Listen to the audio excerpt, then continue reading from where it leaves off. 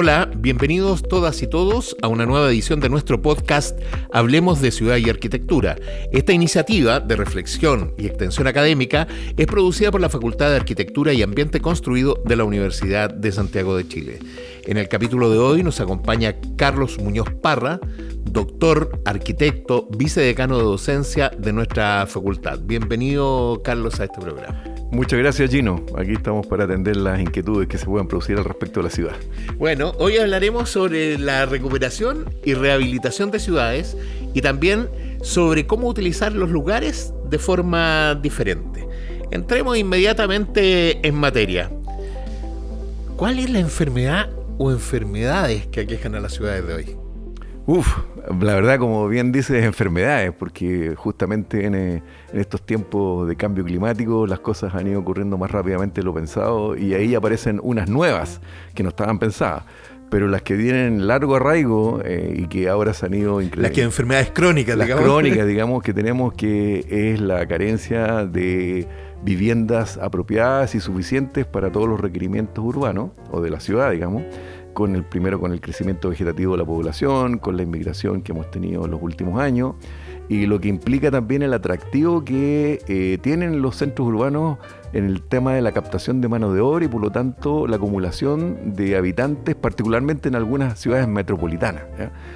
No ocurre a lo mejor tanto en algunas ciudades menores que tienen menos captación de mano de obra, pero por ejemplo Santiago, región metropolitana capital, es un claro ejemplo de una situación bastante compleja respecto a cómo enfrentar las carencias habitacionales, particularmente de estos sectores más vulnerables, y se empiezan a aparecer cosas visibles como los campamentos, por ejemplo, las tomas de terreno, donde la gente se empieza a instalar y donde empiezan a aparecer también otros problemas secundarios, pero que se convierten en mayores cuando incluso mafias se empiezan a apoderar de esos sectores y empiezan a afectar a la gente en sus comportamientos y empiezan el narcotráfico y otras cosas más. Pero ese es como una parte visible, pero también hay una parte invisible que fue más evidente en la época de la dictadura militar, cuando las tomas de terreno no eran posibles por una razón obvia, digamos, que nadie permitía que la gente se movilizara sin tener una represión, digamos, policial. Y lo que se expresaba ahí era mucho el allegamiento, ¿ya? El allegamiento, que para que lo entiendan los que nos están escuchando, no es ni más ni menos que cuando yo vivo con mi familia en mi casa, somos 4, una pareja, un matrimonio que juntan y tienen un par de hijos, y de repente tienen un hermano, una hermana, un tío, una tía que está con carencia de habitación y le dice, bueno, te pasamos la piececita al fondo, arréglatela como podáis, y compartimos la cocina y aquí nos arreglamos mientras tanto. Y esos mientras tanto, de repente se empiezan a aparecer meses, incluso años, ¿ya? Y eso, aunque suene raro, es bastante recurrente en la sociedad chilena cuando hay necesidad de atender requerimientos habitacionales. Entonces, estos son de los problemas, digamos, respecto al tema habitacional, propiamente tal. Pero también esto deriva en la ciudad en otros problemas más, como por ejemplo, malas interpretaciones para poder atender estos requerimientos, y nos pasa el clásico ejemplo de Estación Central, ¿ya? Donde se hicieron grandes torres que en realidad no se pensaron como para solucionar el tema de la vivienda, se pensaron simplemente como un tema de carácter inmobiliario, o sea, de rentabilizar el valor del suelo para obtener el mayor beneficio para quienes hacían la inversión. Pero esto se convirtió en una espada de Damocles, porque justamente con el sentido de dar atención a estos requerimientos habitacionales, se olvidaron que la ciudad está compuesta fundamentalmente por el espacio público. Si no hay espacio público, partamos por ahí, no hay ciudad. Si no, sería otra cosa. Sería un resort, sería un centro comercial o sería otra cosa. Claro. O sea, el espacio público configura la ciudad y es el espacio donde uno puede llegar libremente sin pedirle autorización a nadie, y es donde la ciudad se desarrolla.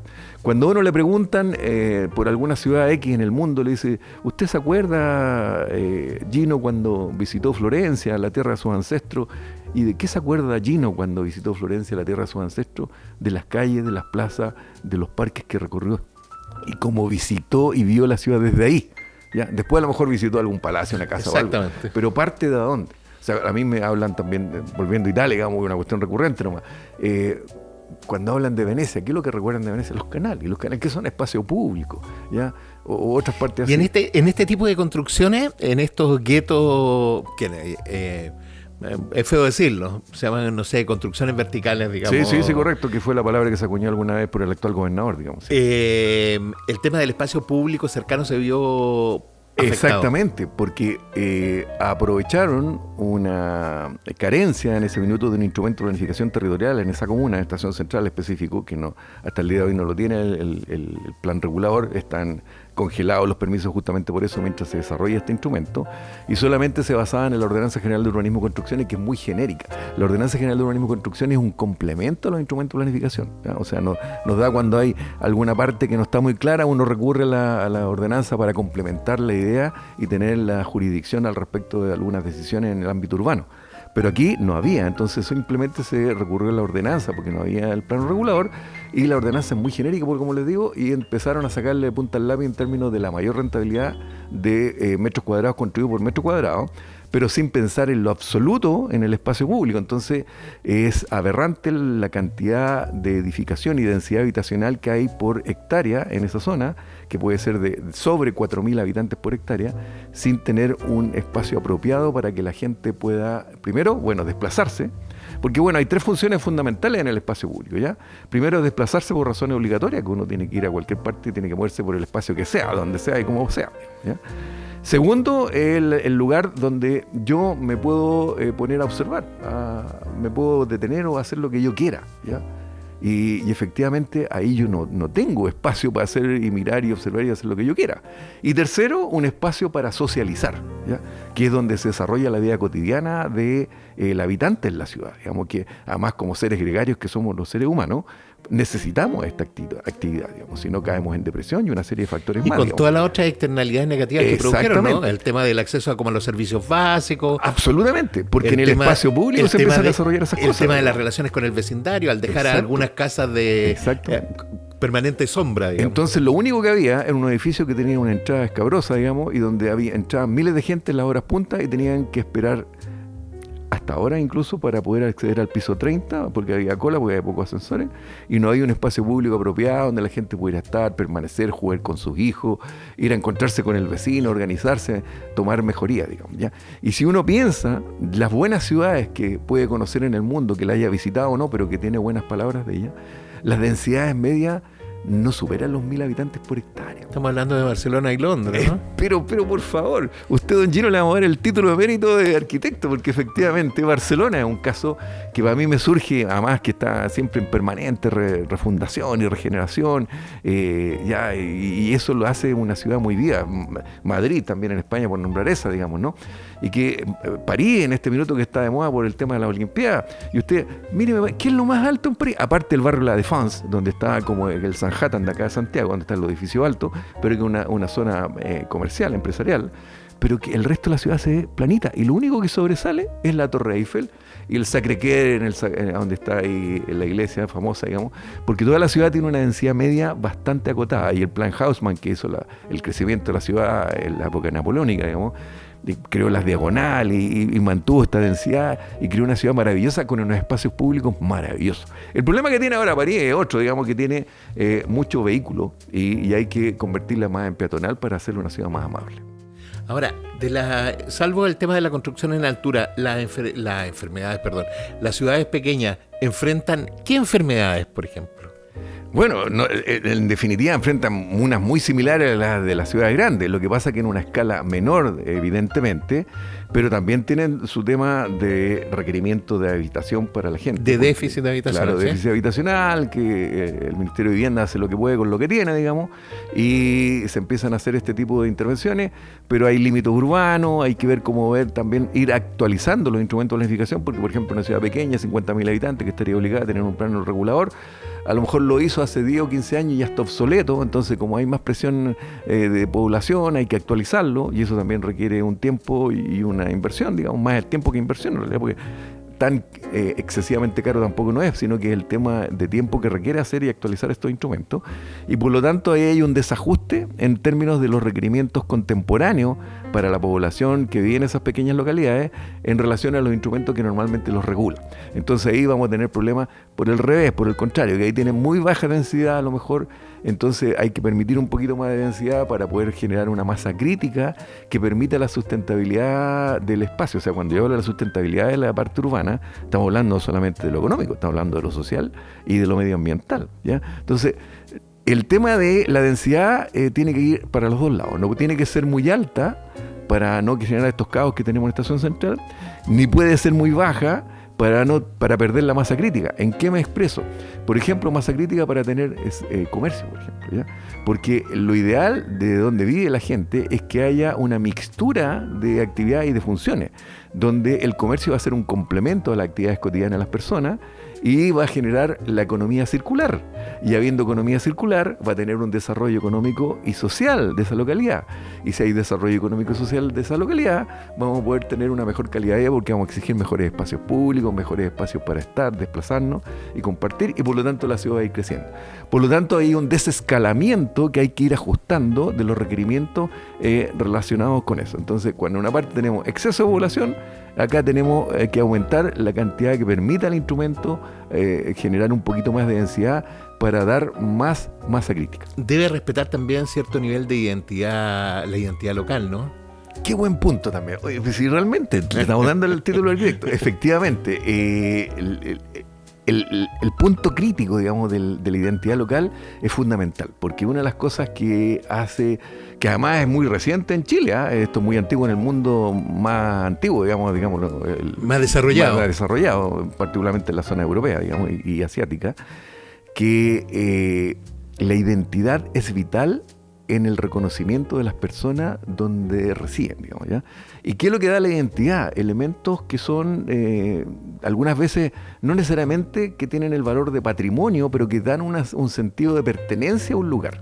Entonces, si también hacemos tabla rasa y sacamos todo lo que es identitario, estamos cometiendo un grave pecado, y que después hablar de ese tema, digamos, respecto a lo que significa la recuperación de espacios de interés patrimonial que le dan interés e identidad a la población para vivir en esas localidades y que son en el fondo el orgullo de ellos y por qué estoy ahí. Y yo recuerdo, por ejemplo, yo soy rancagüino, ¿ya? Yo nací en Rancagua, estudié en el Liceo Óscar Castro Zúñiga, insigne poeta rancagüino. O sea, ese ya es un valor identitario no tangible, digamos, para nosotros, pero tenemos uno tangible, digamos, que ahí se desarrolló un 1 de octubre de 1814 el famoso desastre de Rancagua, que en Chile celebramos los desastres, o los recordamos, digamos.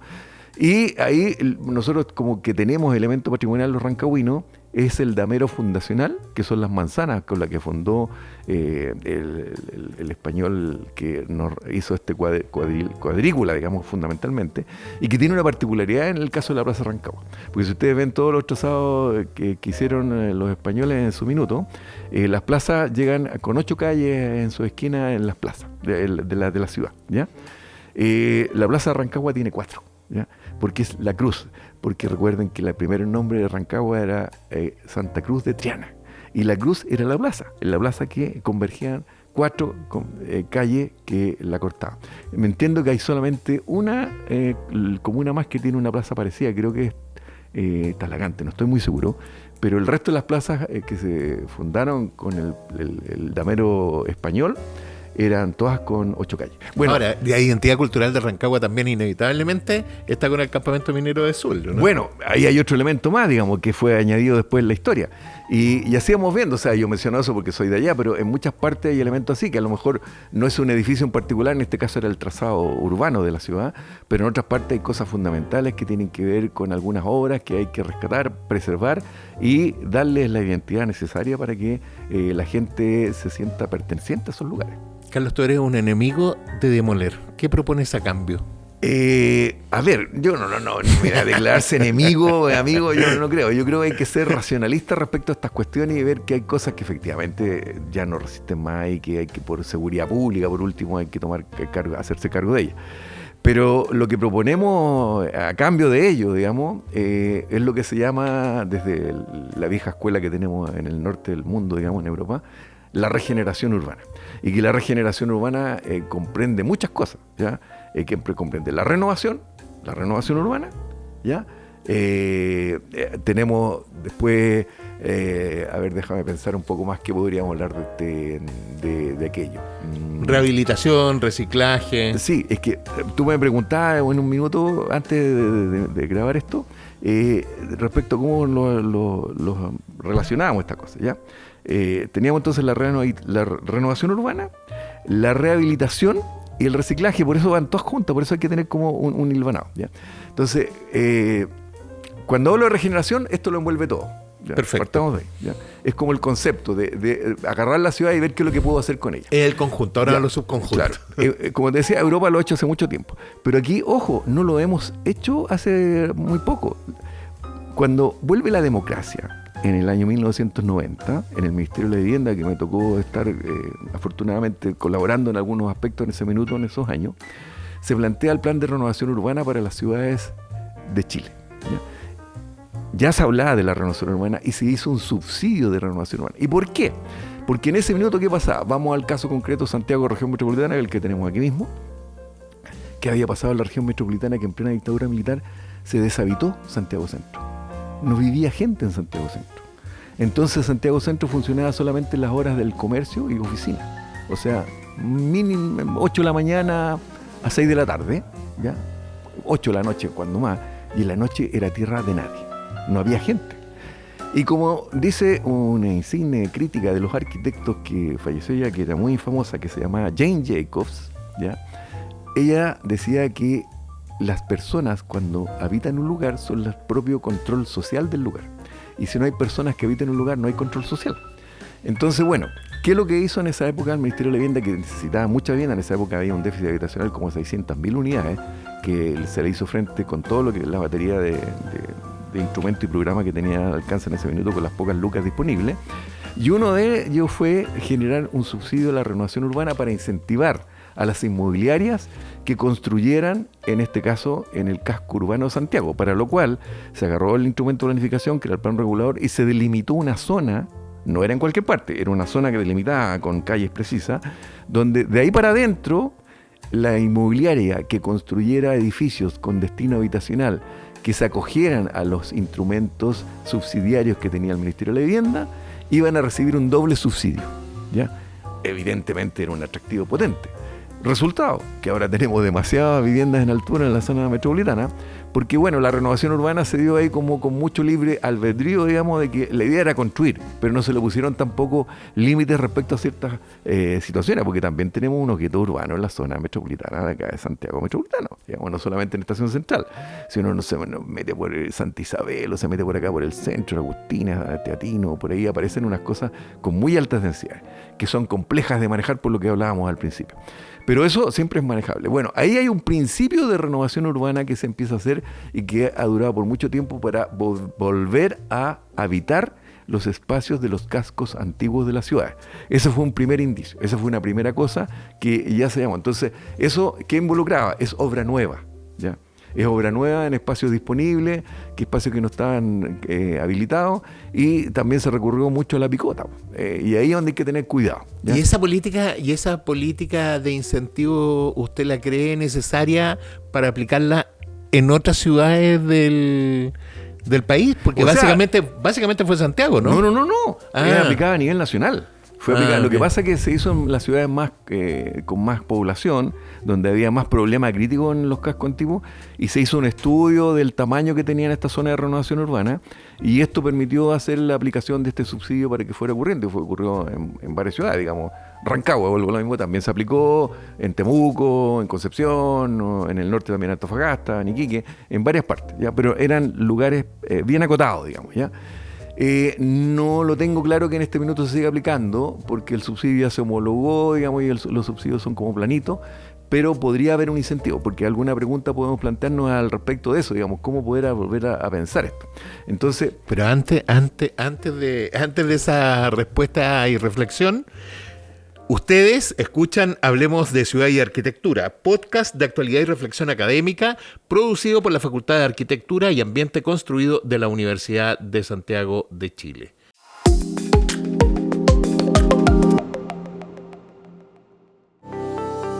La Facultad de Arquitectura y Ambiente Construido de nuestra Casa de Estudios busca, mediante una formación de excelencia, entregar a Chile y al mundo profesionales con una sólida formación técnica y valórica.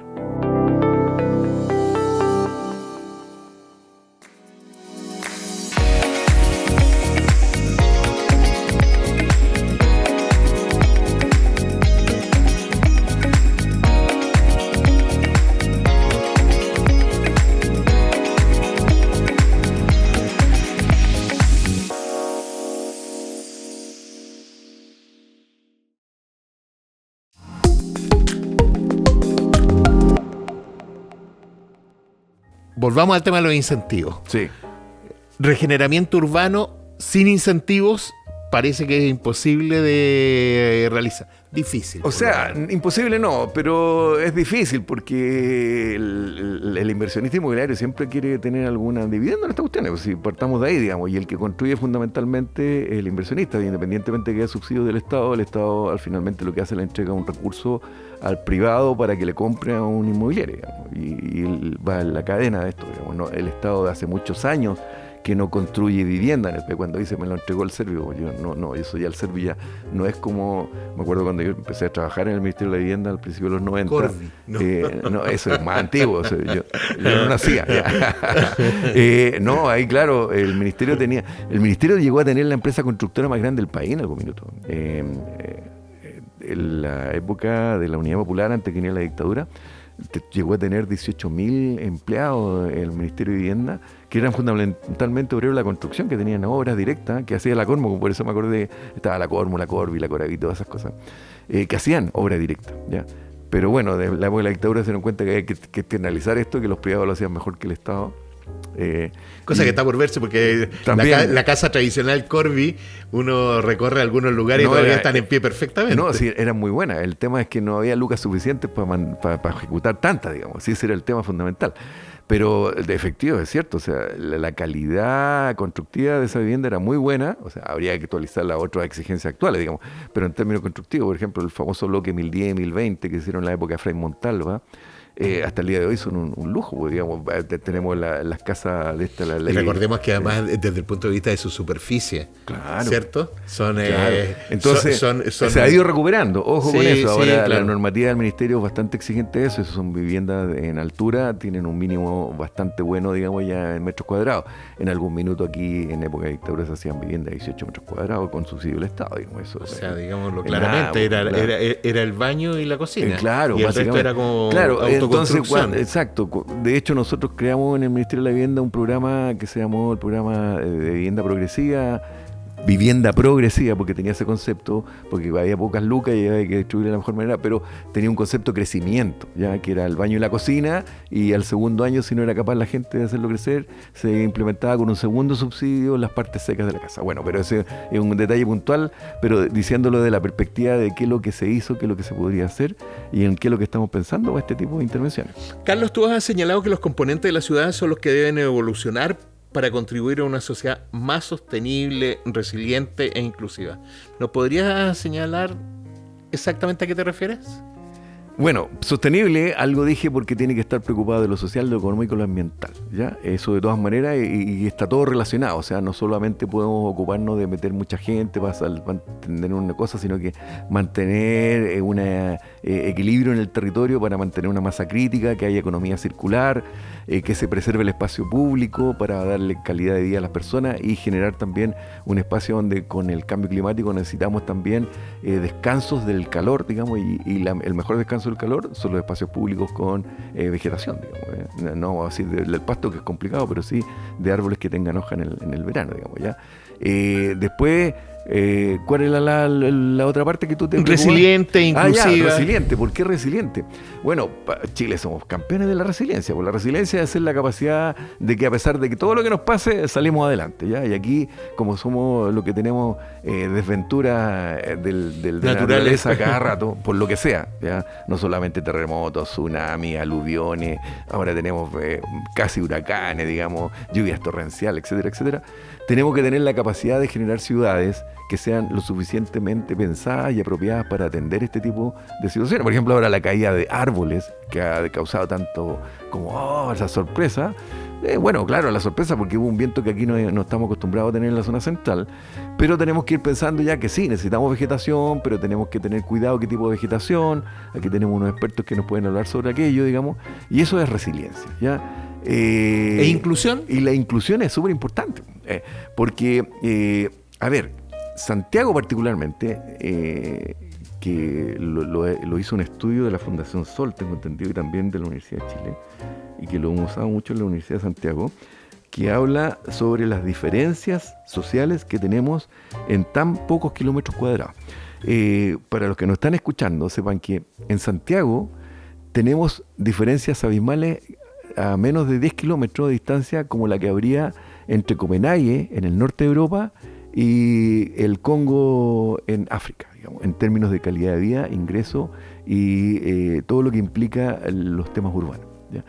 Y lo tenemos en pocos kilómetros, porque tenemos una ciudad no inclusiva, muy segregada. Y eso, si revisamos por ejemplo, uno que me llamó siempre mucho la atención, los puntajes de la PSU, que se llamaba, no sé, ahora no me acuerdo cómo se llama en este minuto, bueno, del acceso a la universidad, de la prueba de acceso a la universidad, ¿ya?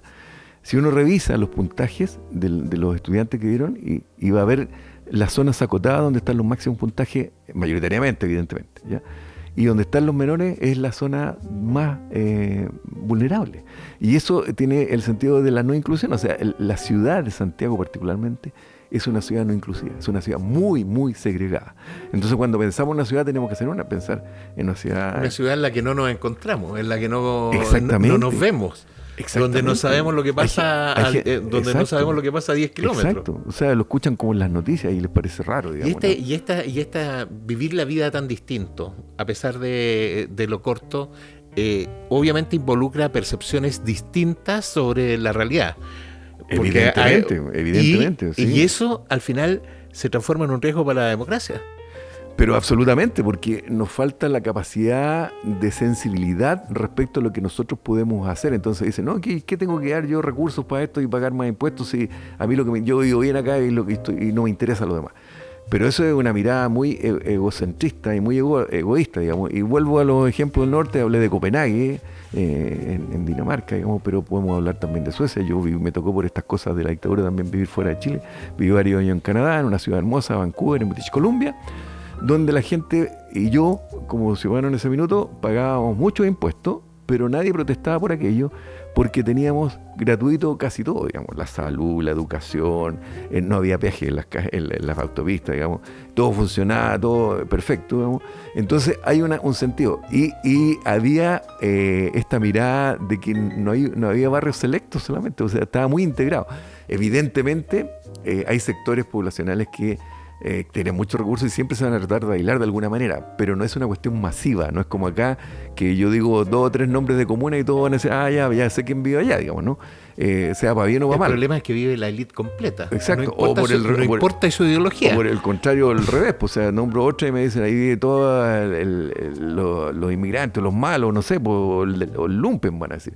Y eso es estigmatizar también una comuna, digamos, ¿ya? Y yo alabo la labor, por ejemplo, que hace la alcaldesa de La Pintana, que se ha esmerado en nosotros también valemos, digamos, nosotros también hacemos cosas importantes, y vimos que los Panamericanos 2023 se hizo las canchas de rugby, se jugaron los partidos de rugby en esa comuna. Y sin mayores problemas. Y además crearon un equipo de rugby en esa comuna, y ahí hay un esfuerzo por hacer integración social, ¿ya? Entonces eso es inclusión. Por eso hablo también de eso, de la inclusión en la ciudad. Hoy en Hablemos de Ciudad y Arquitectura nos acompañó Carlos Muñoz Parra, doctor, arquitecto, vicedecano de docencia de nuestra facultad, para hablar sobre la recuperación y rehabilitación de ciudades y también sobre cómo utilizar los lugares de forma diferente. Carlos, muchas gracias por esta interesante conversación. No sé si quisiera agregar o profundizar en algo antes de despedirnos.